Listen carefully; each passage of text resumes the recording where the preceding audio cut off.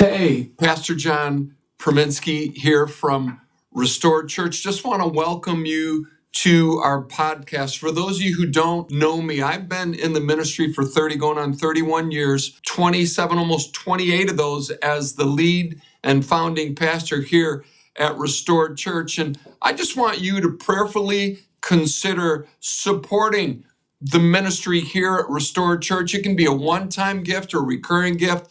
Just want to encourage you to do that. And welcome to our podcast. Thanks for tuning in, and here is today's message. Hey, welcome to another Restore podcast. I have our worship pastor, Corbin Kuhns, with us. Corb, welcome. Thank you. You've pretty much grown up here. I mean, you've grown up with our sons, and the call of God was confirmed on your life. You're kind of share, what that was like. Yeah. So I think it was a Wednesday night service. It might have been actually when you kind of called me out on a whim. Yeah, I did. I was in the back, and you just, I don't know, I wasn't really even involved much at the time. I think I was playing guitar a little bit, might have just started singing. Yep. And it just kind of affirmed, a call in my life. And it was kind of out of the blue, and it was definitely the start and the trajectory of me really giving my life to the Lord. Right. Because at the time I was really, pursuing kind of my own interests with athletics and didn't really have a direction. Yeah, you aspired to play hockey or soccer. Yep. So that was kind of my focus, and I had a lot of other ideas of things I wanted to do. But it did catapult my direction for where I am now. Man, and share what that was like, because I can remember talking to you, and out of all of the people that you dreaded talking to when you knew that God had called you, you dreaded talking to your AAU soccer coach. I can remember you telling me that. What was that like? Having to approach someone that saw such a clear direction for your life. I've even talked to your soccer coach that you played for here in town, and how gifted you were. What was that like, having to go to him and say, "This is what I think I'm really supposed to do"? Yeah, so it was really part of my testimony of I was walking the line of following the Lord. I was interning with Pastor Jared at the time, starting to develop myself, step out. And in the same time, I was still pursuing athletics and, kind of my soccer career with a college focus. And I was warring as I walked this line, because I almost want to say my flesh and my fleshly side was wanting to go this way, but then I was really feeling tugged this way. And so I actually walked that line for a little bit of trying to navigate. Yeah. I like to say it this way. So I would be leading the youth group on Sunday night in worship, and then on Monday I was cussing out players on the soccer field. and there was a major discrepancy, and I felt it, and I was like, I gotta establish a direction and get things figured out. So it came to the point where I was actually, so my soccer coach was a very worldly guy. He's the kind of guy, he'd have a new chick with him at every game that we're at. Wow. So just, always had super fancy cars, watches, tie. I mean, just everything about him just was the world. He was actually Muslim too, I believe. Wow. And so watching this guy, I really began to solidify in my heart that I wanted nothing of what he had. Yeah. Nothing about his life was attractive to me. And I kind of made up that decision. I don't want that lifestyle. And it was towards the end of my high school, right about that time, I was it was cut time decision. And he on a whim, on a practice, he looked at me and he said, "Corbin, don't waste what you have." And immediately when he said that, in my heart, I was just like, Lord, I waste it for you. Yeah. Wow. I'm that moment I kind of read off just my trajectory. Just having him, the way he saw it, I didn't want to see it that way. And so it became like Lord, this is my sacrifice. This is what I'm laying down for you. And so that was really big, and now I had direction in my heart, and then pursued. I can remember when I was a youth pastor in Grand Haven, there was a standout football player. He played for Spring Lake, and he didn't go out for football his senior year because he felt like it was an idol to him, and he ended up going into the ministry full time. And I believe, he still is.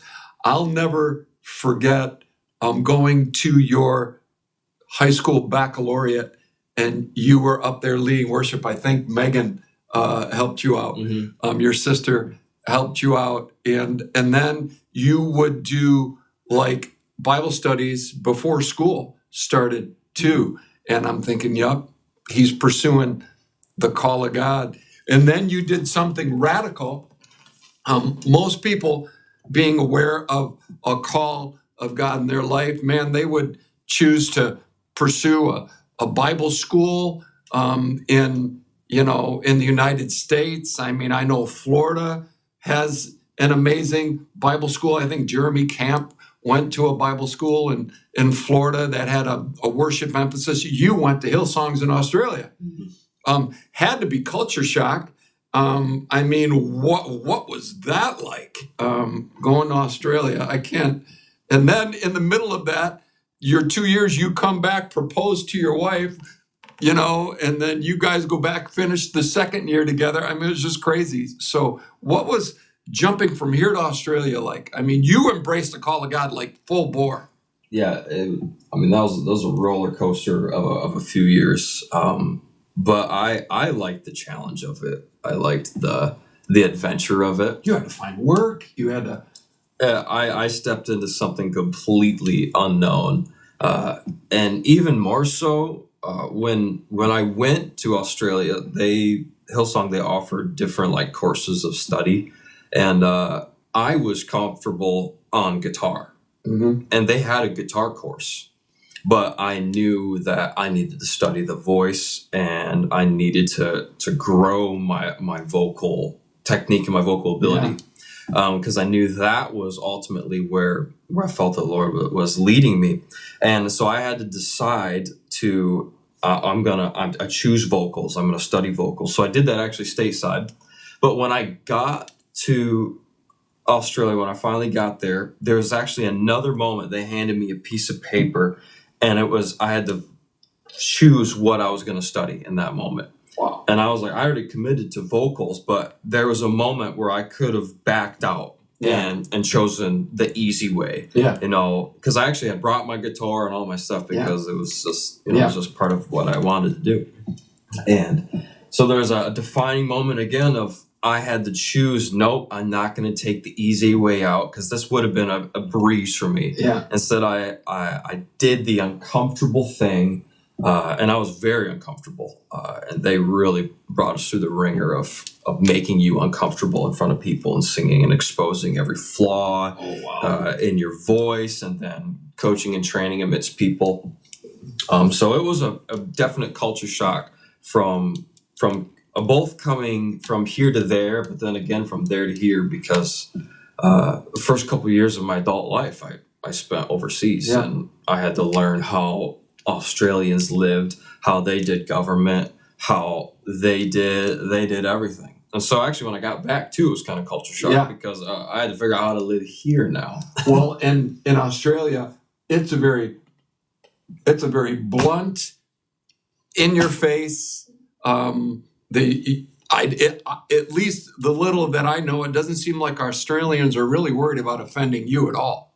I mean, they're in your face and about anything. So even with Christianity, they're in your face. They don't care about your feelings. I mean, so coming from conservative, Western Michigan, going to there, that had to have been, like, geez, Yeah. I enjoyed the sarcastic nature of the Australians. The general saying was if they made fun of you, it's because they liked you. So it was actually a good thing when they would pick on you. But it was all good fun. But they were definitely forthright. But still in the church, like gentle. Yeah. And there weren't like, hellfire and brimstone. Like Right. it was still gently, presented. Well, I mean, in Hillsongs, for years, I can remember hearing every year, waiting for the next Hillsongs release to come out. And I can remember hearing that they sold 1 million copies in like less than 2 hours or something one year, because everybody waited, to see what then, Darlene Check and, everybody, the amazing songwriters in Hillsong. I don't know any church that was not using Hillsong's songs, their worships. I don't know any church. We did, when I was on staff as a youth pastor. How have you seen worship kind of change and kind of morph, even in the time that you've been a worship pastor? Over the past 10 years, there's definitely been shifts in it. Also from like there's a shift from Australia when I came back home. There's a shift, and I think it's really the most important thing is learning your people, learning your sheep and where they're at, and what some of the skills and the leadership that I was given and told how to lead weren't as applicable here as they were there. And I would say that's generally across the board a truth. Leading in this environment doesn't look like leading in that environment. I can't imagine what it was like to lead a worship set in Australia. Right. Songs. Right. Yeah, and even we would do chapels for college, and it was the easiest time ever leading worship was in a room of college kids who were there for Bible school. Yeah. You really didn't do any leading. You just kind of started the song, and honestly, you didn't really need to. They just kind of go with it. So Nice. There wasn't need for much leadership. I would say the definite thing that I've recently started to notice as like a shift in the culture of worship is an emphasis on a joy aspect.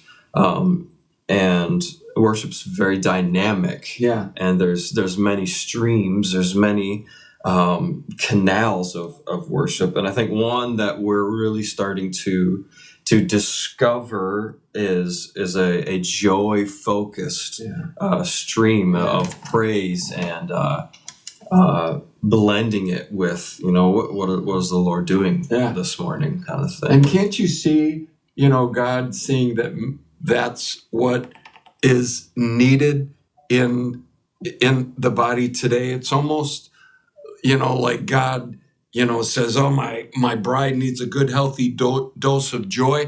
And I don't know about you, but I think in keeping with that, Nehemiah 8:10 says, the joy of the Lord is our strength. I almost feel like what God is doing in the church now, and the worship is a huge part of it.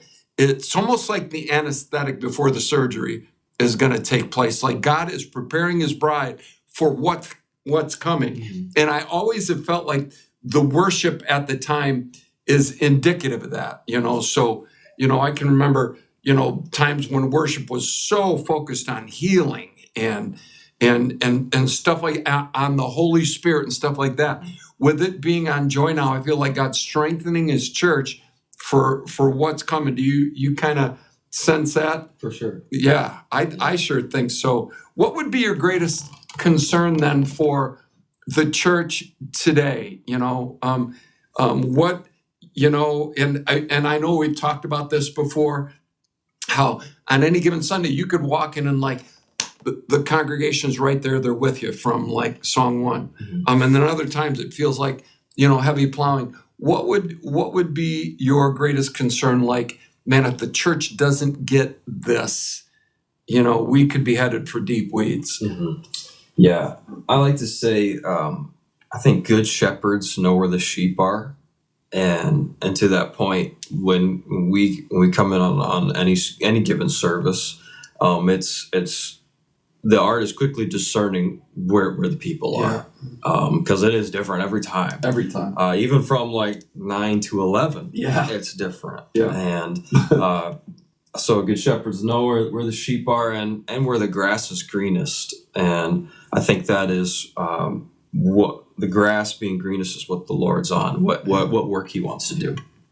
I would say my biggest concern always for the body is I want people to, when they enter into a place of meeting, like on a Sunday morning, that there has been preparation in their heart already. And there has been a weekly dose of worship and pouring out in their own lives, so that when we get to a Sunday morning, it's an overflow, and that there's already been a priming of the body. When we get to that sort of place, it really opens the lid for what the Lord wants to do. So that's always I want to train people to have that place in their life where they're able to connect with the Lord, that when they come in on Sunday morning, their spirit's not dead. Because we're like resuscitating on Sunday morning. Like it is CPR most of the time. And I got it. And sometimes it just takes time. I feel, and I identify with that. There are days when I feel, when I'm preaching, that people are tracking right away, and you feel like, oh, you've been in the Word. Mm-hmm. There's a hunger there. And then there are other days where I'm thinking, have you picked up your Bible at all? Have you read it all? You have got to feel like that. And so many times, Corb, I'll be looking at your face. Most of the time, I'm closing my eyes because I don't want to be distracted, and I'm trying to get as much out of the worship set as I can. I'm fighting to get in there in the first song and try not to talk too much in the foyer. But I'll notice, I can tell by the look on your face when, okay, we're there. It's going to be a good Sunday. And I can also tell when you're plowing and I remember a while ago, and I'll throw this at you. I had somebody say to me, last Sunday was so amazing.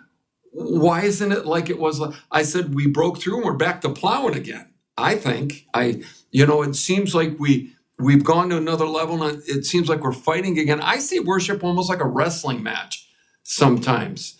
And so you've got to be exhausted after a couple Sunday services, and so what is it? What are you kind of discerning, and what's going through your heart?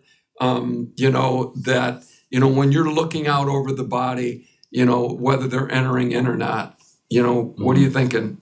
Yeah, remember Bob Sorge talked about you can't always, you never know what's going on in people's hearts, and each body's a little different. Like I've been in like a church setting where there wasn't much physical expression, but everybody was singing really loudly. Okay. And so it's kind of different with everybody, but I'm looking for if there's anybody who's like really disengaged. And that's got to be frustrating. It is. And then I am also wondering what's making them disengaged, because sometimes people just don't want to worship, and but sometimes it's a lack of maybe communication, something that the team hasn't really led well. It's very important. How we start a set is crucial for uniting the body and initiating a direction in worship. So important how you start. So when I'm looking out, I'm just kind of asking the Lord, like, what do we need to do right now? What do we need to sing? What Yeah. do we need to have a shout? Do we need a moment of silence? What do we need to Yeah. do? And then how can we help? How can we be productive? Because I hate those sets because it's happened where it's like we've hit every block and it becomes I'm just going to close my eyes and try and get through the set because I don't know where we have to go. And we're gonna sing a couple songs, and man, I really hope the Lord touches people. But then there's been sets where I'm like, I won't feel like we really tapped much, and people will say, "Oh, that was the greatest set," and I'm like, fantastic. And I really, that's really great. Oh, for me, I'm so easily distracted. I don't know what it's like for you, but when people are coming forward and that do you see that as more engagement? It doesn't like distract you as much, does it? No, I've always enjoyed that. I think it helps the room too. Yeah. When you see somebody be vulnerable, I think it inspires you to be vulnerable. It's kind of like breaking the ice in a way. When you see somebody else raising their hands and singing and being expressive, it's kind of like, oh, green light. 'Cause sometimes people don't like, initiating that, and so I think it helps. Well, I just had somebody send me. Funny that we're talking about this. Somebody just today sent me a picture of 3 young boys just worshiping Sunday, and how that really ministered to them, seeing those boys that, oh my gosh, to get a young boy to his attention, is one thing, to get them to enter into worship, and they're just kind of standing shoulder to shoulder and they're worshiping the Lord. I'm thinking, man, must be doing something right. I feel like worship is like preparing this great meal, and I know you love to cook, and so do I. Preparing this great meal, but you can't make people eat. Mm-hmm.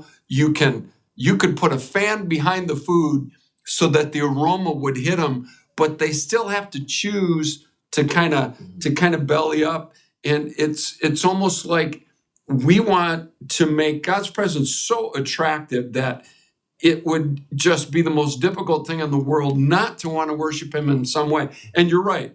I've seen worship be just people standing there with tears rolling down, their cheeks.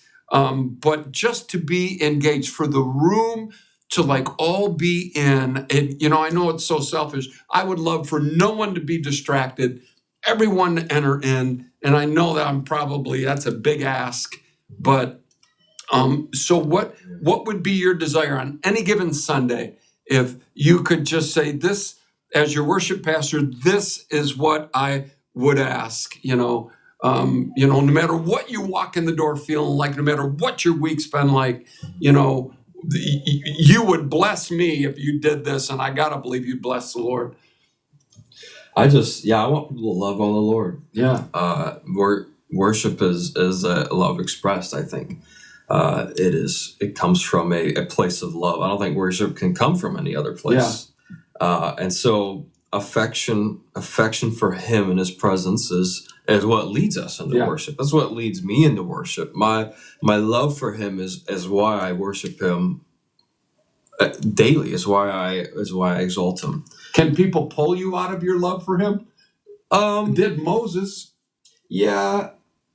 Maybe when I get to that moment, I focus on that's my eyes closed moment. Yeah. I'm just gonna go there and take with us the few that are going there.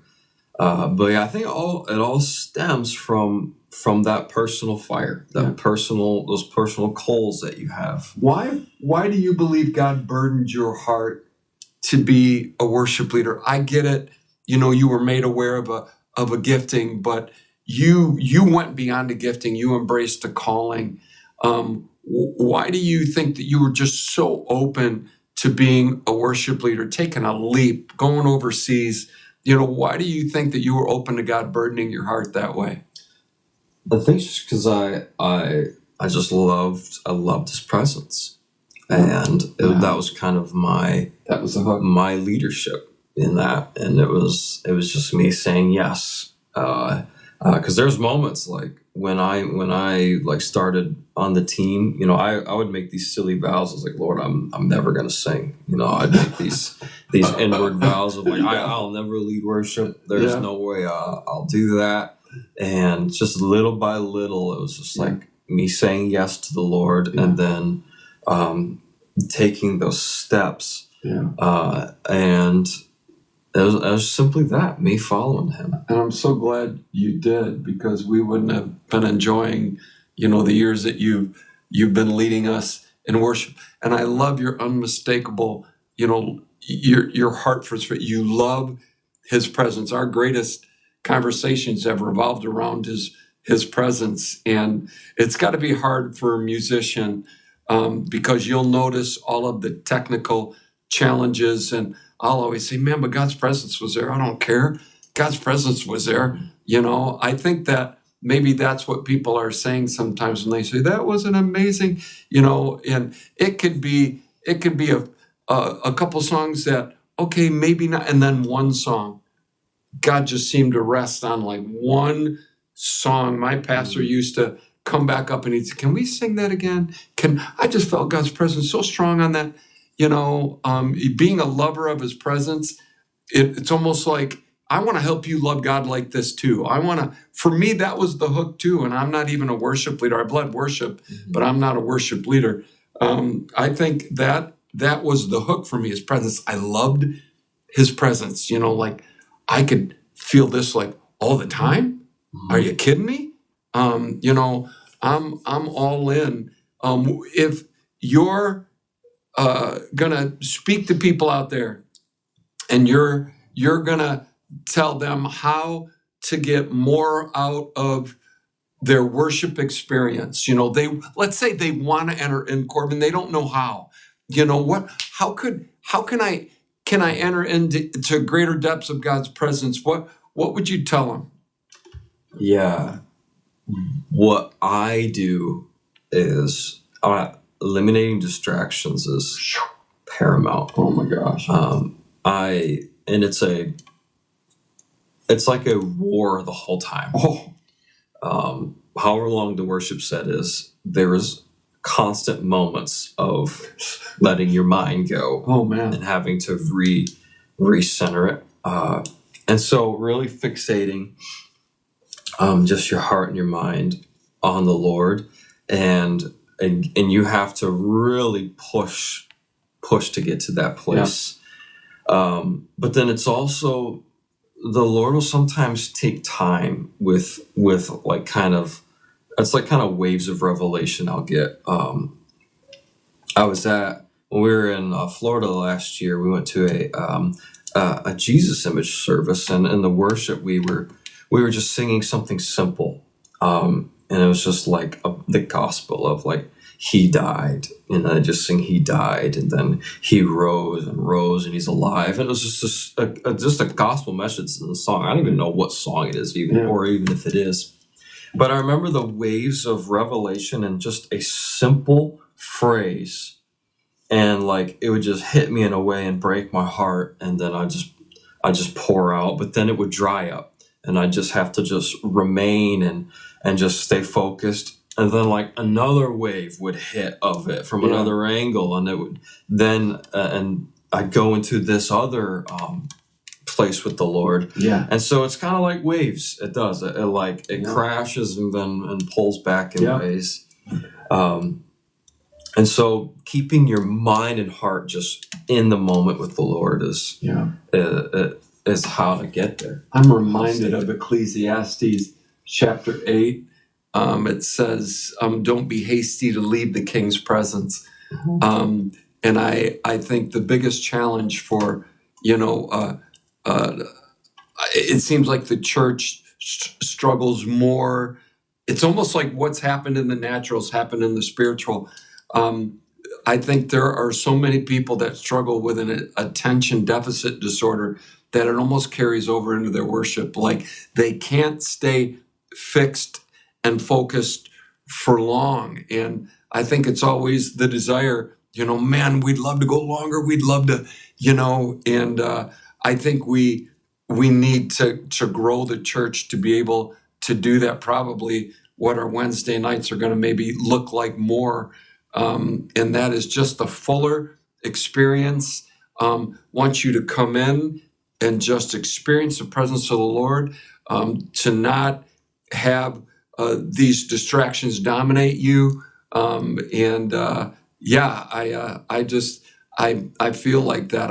I can remember when I was first a young Christian, how hard it was for me to pray for half an hour. And the longer I've come to know him, the easier it is to spend more time with him. You want to spend more time with him. You're getting more out of it. Mm-hmm. And so, Corbin, I'm with you, man. I want to see the body grow. I want to see the church mature to the point where they can give themselves to, like, oh, we didn't ever want that to end. They can give themselves a fuller expression, mm-hmm. And not be distracted by everybody in the room, that the altars, people would just want to spontaneously come forward. I agree.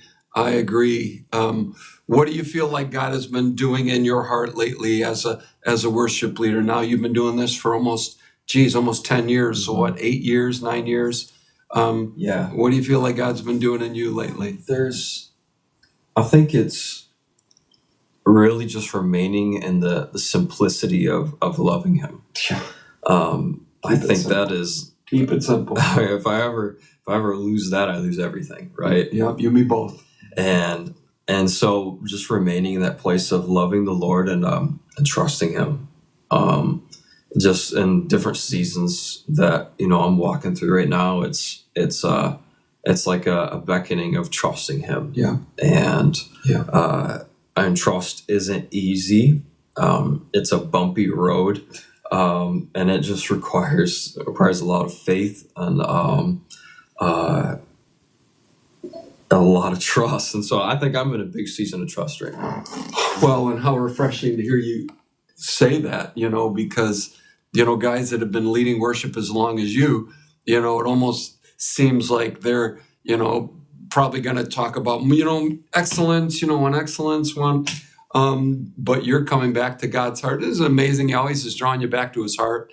It's not a, dotting an I and crossing a T in performance. Yes, is there an excellence? Absolutely. But it's all about his heart. I think that's what got David through thick and thin, is that he had a heart for God. No matter how much he had blown it or no matter where he was, and anybody looking at him and reading the Psalms would think this guy was an emotional mess. But man, did he love God, loved God. And he was the only one that was able to get away with functioning as prophet, priest, and king when he was only anointed to be king. Mm-hmm. And he should have been stoned to death, or he should have been struck leprous like Uzziah. Right. Not David. He loved God so much, and God knew that he loved him so much. For me, it's all about clinging to him and not allowing it to get complicated. God's very simple with me. Man, loved hearing that. Well, man, love sharing with you. And you guys, please feel free to check out our podcasts. We're going to be doing these weekly now. God bless you. And we will see you with our next podcast.